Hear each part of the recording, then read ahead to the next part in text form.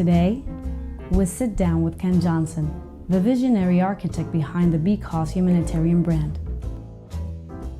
Ken was born in Alliance, Ohio, the son of a Detroit diesel mechanic. After moving to Colorado, he became a dairy farmer. At the age of 16, he enlisted in the U.S. Navy and became an aviation electronics technician. Concluding his life as a sailor, Ken, among many other accomplishments, served as product manager for the legendary Nolan Bushnell, the founder of Atari and Chuck E. Cheese Pizza, publisher, entrepreneur, and bee enthusiast. Let's dig in and ask better questions. Do you think that life has an inherent purpose, or do you think you're in charge of that purpose? I think it's a little combination of both, actually. So if you are a spiritual person and you believe in, God or the universe or some higher being, I think that plus whatever it is internally that you have that drives you, goal-driven.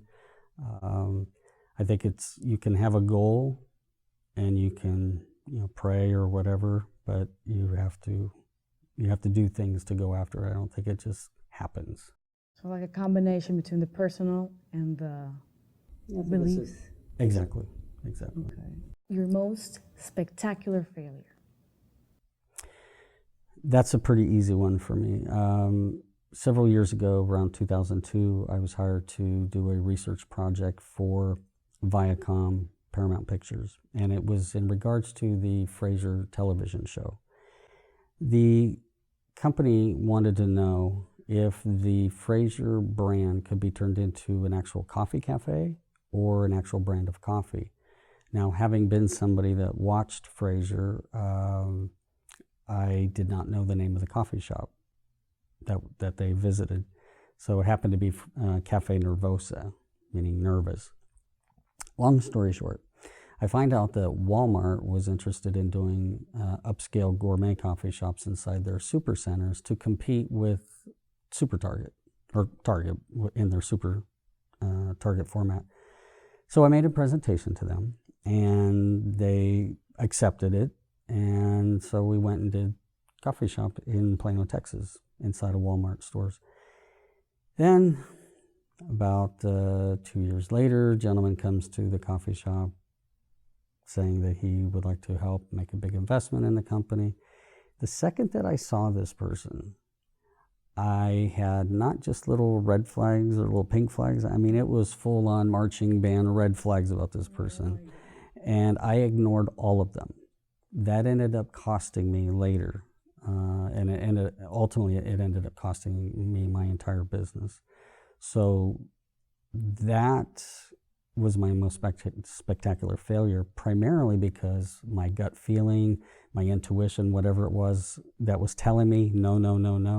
I'm like, forget all that, guys. You guys don't know what you're talking about. And I paid the ultimate price. So what you learned is to follow your intuition. Follow your intuition, your gut feeling. If you have that really strong thing, I think that's your, again, the universe, God, whatever, yourself. It's a protection mechanism for you. What is the difference between that for which you're known and what you really want to do? Well, I'm known for writing business plans. That's what I've done for, more than like 30 years. And so that's what I'm known for. What I really want to do is, I feel very blessed. I am doing exactly what I want to do. I took all of the years of business plan, writing experience, and helping companies raise capital, and I've been able to take all of that and pour it into what I'm doing right now. What is your greatest success about which nobody knows?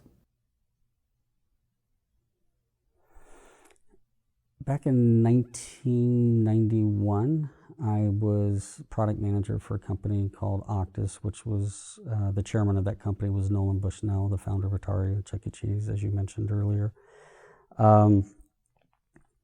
I was in Las Vegas at the trade show, and my daughter at the time was 10 years old. And she called me and said, Dad, is the air and the water going to be cleaner when I grow up? At 10 years old. At 10 years old. And I'm like, sure. Yeah, of course. I'm sure it'll be. Then when I hung up the phone, I got angry, and I'm like, my gosh, what is the school doing? Filling her mind with all this stress. And then I said, well, what was I doing at 10 years old? I don't know. I think I was playing with my G.I. Joes or something, And so when I got back to San Diego, I went and did some research on environmental issues, and my eyes were really open. And this is 1991. And so I had my daughter write like a one-page thing about the hidden dangers in tap water, because that was something that all the kids could relate to. And so she took that paper it was just a one-page thing. Well, it was actually front and back. And so she took it to the school, and then the school had called a few days later and said, hey, Mr. Johnson, this is really amazing information. Would you mind if we shared this with the rest of the school? And I said, yes, but let me make a few edits to it. So what I ended up doing is taking that information, editing it, and I made it look like a little newsletter called Awareness Journal. Just to have some fun. I mean, really, I didn't, just was having fun. She took that to the school, they printed it, and then I started getting a lot of calls from parents because they wanted to know what could they do. Now that I've educated them about what the dangers are, well, okay, tell us what to do. Over the next year, I had done 3 editions of this Awareness Journal, and it eventually led to me being a guest on a talk show up in LA. I met Kenny Loggins, I gave him a copy. I mean, it was unbelievable. Nationwide distribution to daycare centers and preschools. So for me, that was like a really great success for me. Nobody knows about it. I mean, there's a couple people, but it was like, you know what? What it showed me is if you have an idea and you pour your heart into it, you can actually get something done. So do it. Just do it. Ken, what makes you laugh? Good, You're really laughing. good jokes, self-deprecating humor. There's a show on HBO, I don't know if it's still on now, but it was called, was called Curb Your Enthusiasm with Larry David, Seinfeld, Friends, kind of like mindless comedy stuff, because, life and, what I do in business is so intense, so it's just stupid comedies. What is the most valuable thing you learned in the military, and is there something that you would change about the military? Well, the thing that I learned in the military is it's a saying that 2 is 1 and 1 is none, and that has stuck with me my whole life. 2 is 1, 1 is none has to do with mission critical items. So if something, for example, if you require a microphone to do an interview, as an example, since we're on set, and you only bring 1, well, and something's not right, the battery goes dead or whatever, you have none. But if you have 2 and one of them goes bad, you really have 1. So so for mission critical items, I mean, even today when I pack my computer bag, certain cables that are critical, I have 2. I have 2 power supplies, I have 2 this, 2 that. So when people pick up the computer bag when I'm traveling, they're like, it's heavier than the big one that that I check. But that's probably the thing that stuck with me the most, and teamwork and those kind of things. What would I change? I would change, and I understand why the military is the way it is. It's attention to detail and all that kind of stuff. But there's a human element, that is in there. So if you are married when you join the military will tell you that, hey, we didn't issue her, so she don't count. Your kids, if you have kids, we didn't issue, we're not responsible.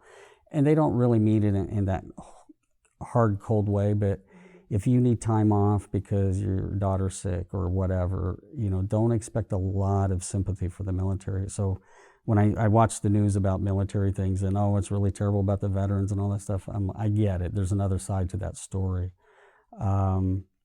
Because ultimately what happened to me is my wife at the time got pregnant, and she was due 2 days before I left to go out on cruise. So I pleaded my case to let me go meet the ship in Hawaii, and they wouldn't do it. So my daughter was born 2 days later, and I didn't get to see her until she was 6.5 months old. And so if you know anything about kids, and when babies are first born, that first few days and certainly the first 6 months of bonding is really, really important. And I didn't have that. So what made it worse is when I got back, 60 days later, they sent me out for 7.5 months later. So when I found out they were going to send me out again, I wrote to my congressman, who was Senator Gary Hart at the time, but he was campaigning for president, so I got no response. Eventually I did get a response, but it was like a pre-printed response. We've reviewed your case, sorry, there's nothing we can do. Have a nice cruise. Oh my God. So I felt that, and it's ultimately why I got out of the Navy. I would have stayed, and I was a 4.0 sailor, Navy Achievement Medal winner and all that, but I'm like, you know what, I can't do this. 7 months later. Yeah. So by the time I really started bonding with her, she was 14 months old. Wow. And I never, even today, I mean, I'm not that close to her for that reason. I know that that's the reason. Ken, who and what are the best things that influence you in your life? I would have to say that a gentleman by the name of Jim Rohn, who was a motivational speaker, author. I've listened to his programs for many, many years. I never met the gentleman, but I would say he had the most amount of influence through his teachings, and teaching things like patience and focus, things like that. For example, let me ask you a question. If I had a seed right here, and I said, you know what, you need to water this, and you watered it in the same spot for an entire year, would you keep watering it? Do you think most people would keep watering it? After a year and there's nothing there. You're just watering dirt. Well, I have to know what kind of seed is it. Do I have any hopes? I have to know. Okay, so how about after 2 years, would you do it? Would you keep watering that same spot every single day? 3 years. 4 years, you're watering the same spot in the dirt. After 4 years, would you still do it? Do you think most people would do that? I think they would. 5 years? 5 years. 5 years, and you haven't seen anything. Depends how important is the seed to me. It's just a plant, Okay.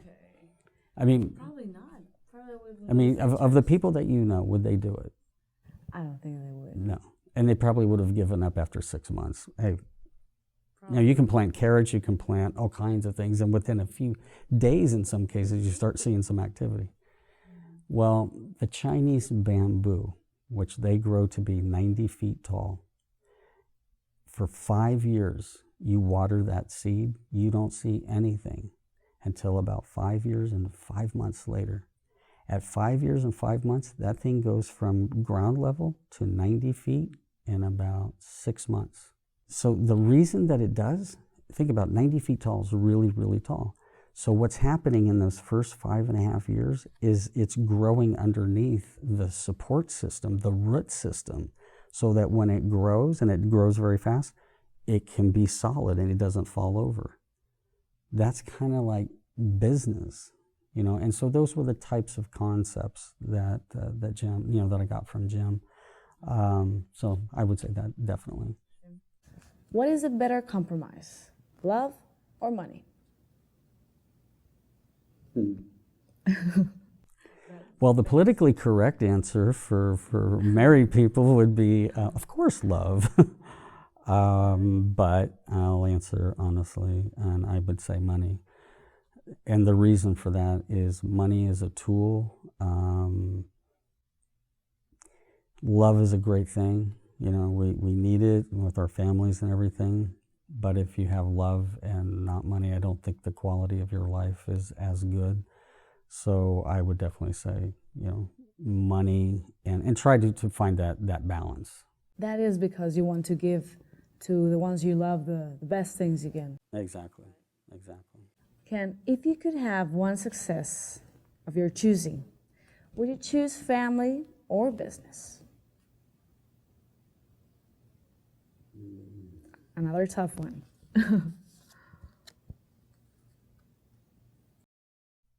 I would have to choose business. That's a really tough question. I think that in order to have a successful business, you have to focus on the business. If you want to have a successful family and all of that, you have to focus on that. So the challenge for people who are in business is to balance those two. And it's really, really difficult, really difficult. You see people that are really, really successful, really, really wealthy, and people get enamored, and it's like, wow, that's really great. But there's a trade-off, and most of us don't see it. I see it sometimes because I get invited into people's homes of successful people, and you pick up on all the things, that you think is not quite right. Because if you're so driven in business and you're in charge in business, it's kind of hard to take that hat off and then be with the kids or your wife or whatever and just be a normal person, because you're so driven on the business side. And for me, it's an ongoing struggle every day. That balance between business and family. But I know if I focus on the family 100%, then things will sacrifice on the financial side. The business will sacrifice, and that hurts the family. So that's always the yin and yang, or the the good versus evil kind of thing. I don't think there is such a thing as like the Norman Rockwell, perfect family. This guy's very successful, has a very successful business and incredibly successful family. Everybody's happy and it's all kumbaya. I've never seen it. Can you spend 5 years in the coffee industry, right? Yes, I did. What did that industry teach you? Well, several things that the coffee industry taught me. First of all, I love the coffee industry. When I did the deal with Walmart, I did not drink coffee at the time. You did not? I did not drink coffee. And the reason I didn't drink coffee is because when I was a little kid, I was like 12, 13 years old, I went duck hunting with my dad. So I had a little thermos of hot chocolate. Dad had one of those really big ones of black, I think Folgers or Hill's Brother, just black coffee, no cream, no sugar, no nothing. And it was like 5 o'clock in the morning. We walked back to the pond, which is about 3/4 of a mile from the house, and you're not allowed to shoot the ducks until sunrise. So we had to wait. So it's like 20 degrees. I'm freezing, and of course I drank all the hot chocolate, just to keep warm. And Dad's like, "Here, now that you don't have any hot chocolate, just have a sip of this. This will be fine." So I took one sip of that coffee and I spit it out. And I never drank coffee again. Not in the Navy, never. But then I had that opportunity with the Fraser thing, and so I made this presentation with Walmart. And it's actually funny. I don't know if anybody from Walmart's watching this or not, but the very first meeting that I had, I come in and they think I'm the coffee expert, and I'm not. I'm a marketing person, but I'm trying to do pitch them on doing a coffee shop. So the employees bring me a styrofoam cup with coffee from the lunchroom, and I'm looking at that thing and I'm like, oh my God, there's no way I can fake liking this coffee. So they're like, here's some coffee for you. So you're the coffee guy, so this will be great. We want to know what you think. What do I think? Okay. And I just took a little tiny sip and I'm like, wow, you guys need a lot of room for improvement. And they're like, yes, that's what we've been telling management. Miss Choose. Exactly. What is the one thing that you would change in the world? There's a lot of things I would like to change. We had an opportunity to go to Sabana Larga, Colombia, back in October of 2017. And we worked all day at a food bank that serves the only meal that 150 kids in that community eat each day. And I don't know if you've ever gone to bed hungry. Like you go, your stomach's growling, and you're like, it's too late, and you just go to. But it's not a good feeling. But having children who only eat one meal a day, or for them to go hungry, that's something that I definitely would want to change. I mean, there's a lot of things I'd like to change. I'd like to change how political parties, work together or don't work together. I mean, it just seems like there's so much anger in the world, almost regardless of what country. But if I could change one thing, I would say I would like to change and not have a child go to bed hungry.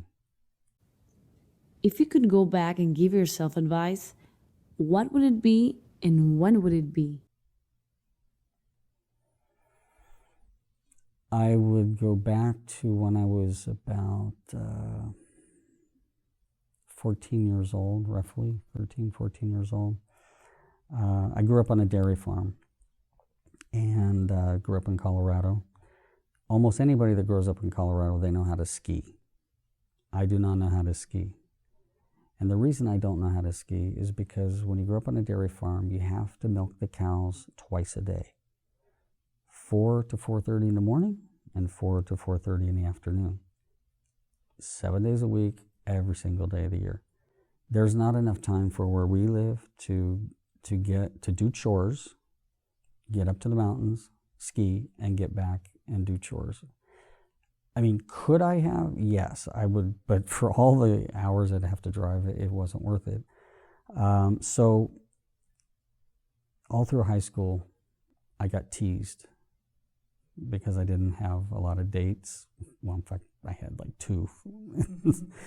And so they made fun of me because I was a dairy farmer, and you can just imagine what those jokes would be. And so I kind of became a little bit of a recluse because of that, because I'm like, I don't need this. I mean, even at that age, I was like, I don't want this. I don't need this. So I spent most of my time working on the farm. I didn't go to parties and do anything because I don't like these people. So if I could go back to that time frame, I would tell myself, don't worry. Don't care about what people think about you or anything like that. If you have something you want to do, in that case it was the dairy farming, just ignore it. And the thing that's funny is that when I look back on all those people, not all of them, the significant majority of them, I feel much better about where I am in life than had I worried about all those kind of things. If you want to do something, just go do it. I think that's a good advice for every year. Yeah, I mean, my dad, he used to give me this advice, and he really instilled it in me when I was, going through my aviation electronics schools in Millington, Tennessee, when I was in the Navy. And I would call him up, Dad, this is going to be a tough test this week. And he's like, Ken, don't worry about it. You'll be fine. You'll do fine. Like I've always told you, son, anything that you want to be in life, you can do if you just put your mind to it. And I used to make fun of him, he was like, Dad, where did you get that philosophy out of a Cracker Jack box? He opened it up and it was like, or a fortune cookie. But you know what? Even though it was really simple, it was kind of true. If you want to do something in life, no matter what it is, if you focus on it, you can do it. We sometimes worry about things that doesn't matter. Exactly. Don't matter. What are you working on today? And how is that going to help people? Well, I'm working on creating a global humanitarian consumer brand called Beecause. And what messaging app do you use when you communicate with people? WhatsApp, Facebook Messenger, Telegram, those kind of. Mm-hmm. And I have too, up until very, very recently. We have another project, which is where we've spent well, I've spent over 20 years working on this thing, and so this is even more than a bamboo tree for me. And it was to bring together countries to create a global humanitarian lottery, something that the United Nations has been trying to do since 1972, and they've never been able to pull it off, and I know why. You have to focus. Imagine, focus, execute. And so I spent all these years working on this humanitarian lottery, and a couple years ago, I decided that maybe the thing to do would be to leverage all of that experience in those relationships to create other things. And so I decided to create a humanitarian messaging app called Beecause. And so we started working on that with our engineering group. And what we're doing is we're taking a percentage of our revenue, not our profits, like most companies do. They'll say, oh, we give to charity, and it's always off after they've paid everybody and all this stuff, and so it's very, very little. And so when people use the messaging app, with the advertising and all that kind of stuff, we dedicate a piece of that goes to the Beecause Foundation.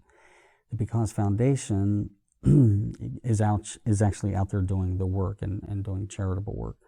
And we have complete transparency. We're using blockchain type technology for the ledger system.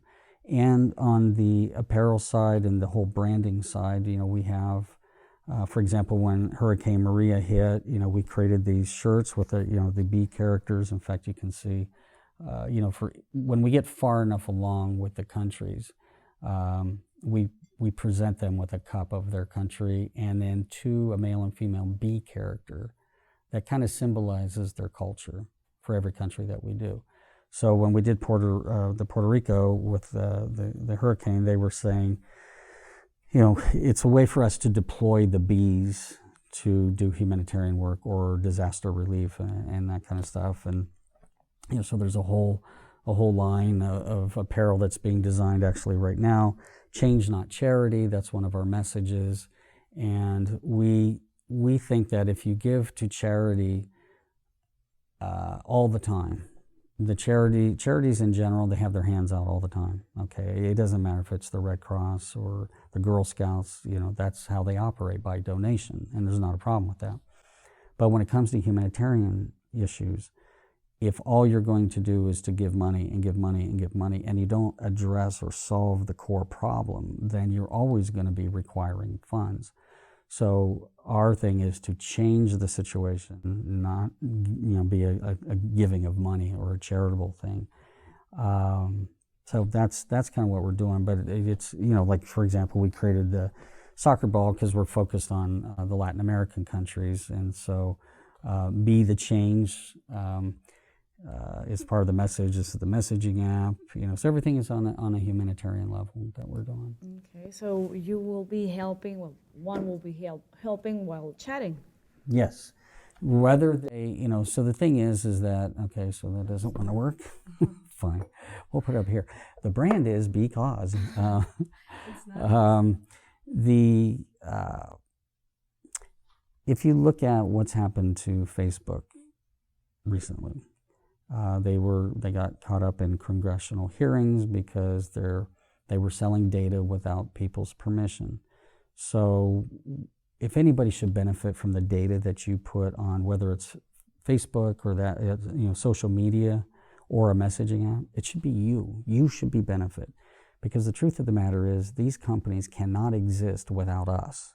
If we don't use their products, they don't exist.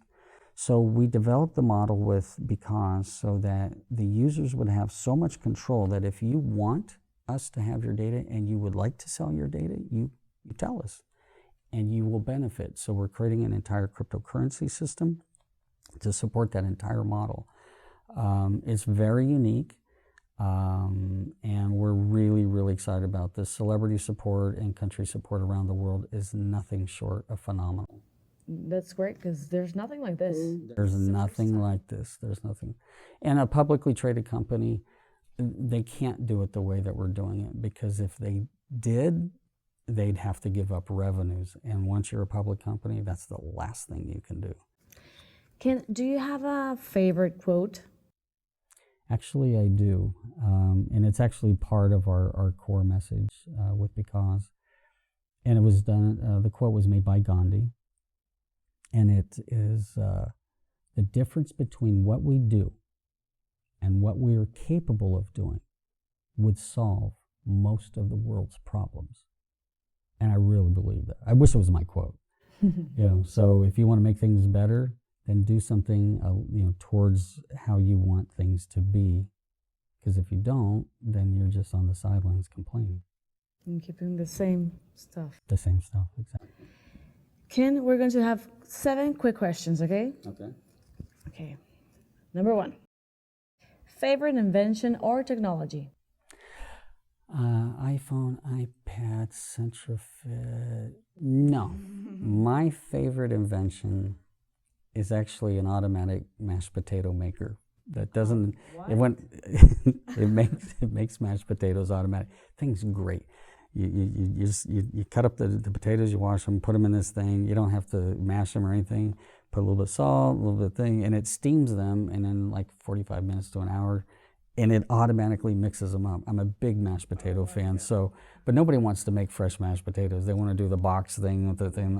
I like fresh ones. So it's not super high tech, but I love the thing. That sounds nice. I want that. If you could uninvent something, what would it be? I think I would uninvent lights on phones in movie theaters. Oh my God. You listened? You listened. Oh my God.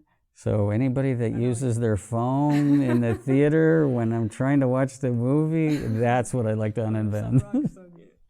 Number 3. A talent you wish you had, but you do not possess. Piano playing or guitar playing. I would like to be able to just pick up a guitar and sing a ballad to somebody. But there's nothing like that. But there's no talent for that. What fictional character would you be? Ooh, that's like a Jack Reacher cross between him and the Equalizer, kind of the Denzel Washington character, the one that kind of rights the wrongs, but not on the law radar screen. Yeah, kind of dark it is. We're doing all this humanitarian stuff, but there's another side of me. The dark side of Ken Johnson.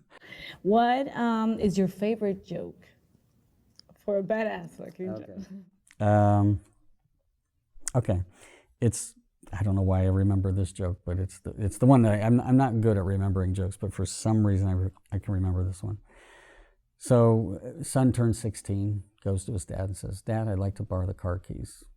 And Dad says, "Sorry, son, can't let you do that." "Well, why not, Dad?" He says, "Well, your grades aren't very good. You need to bring them up. And quite frankly, your attitude's not very good either. And you need to get a haircut. Your hair is way too long." So a few months goes by, goes back to Dad, says, "Dad, I want to borrow the car keys. My grades are up." "That's true, son, they are. And my attitude's a whole lot better."